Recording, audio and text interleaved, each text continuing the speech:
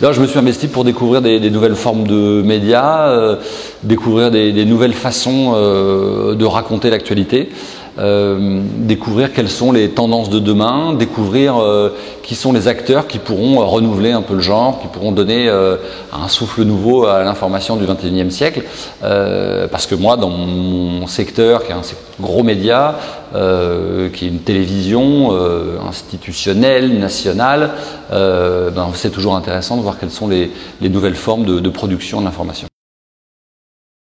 C'est difficile parce que c'est des groupes qui sont très concentrés, il faut des gros investissements pour arriver à faire vivre un média. L'information, c'est pas forcément une matière qui est rentable, la valeur ajoutée n'est pas évidente à sortir. Ce sont souvent des entreprises qui sont en déficit, donc qui ont besoin de gros financements, de gros groupes pour être adossés à quelque chose de costaud. La plupart des médias perdent de l'argent.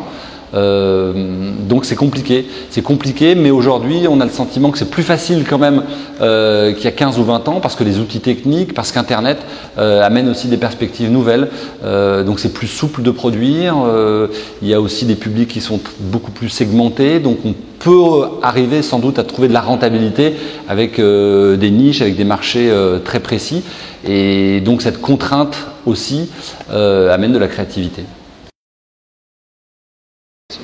Pour moi, c'est trouver des horizons nouveaux pour raconter l'actualité. Comment aujourd'hui les jeunes journalistes ou les moins jeunes peuvent renouveler le genre, comment ils peuvent apporter un nouveau regard, une nouvelle manière de faire de l'information avec les nouveaux outils.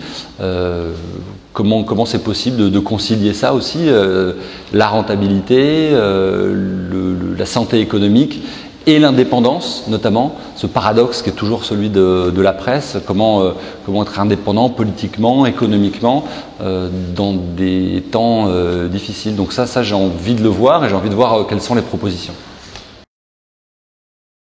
Nombreux dossiers, impressionnés par le nombre d'initiatives qui existent dans ce domaine.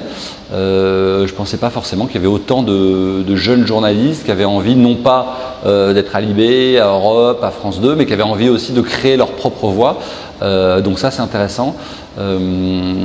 Après, je découvre aussi des nouvelles formes grâce aux technologies, l'immersion, l'incarnation, les financements participatifs.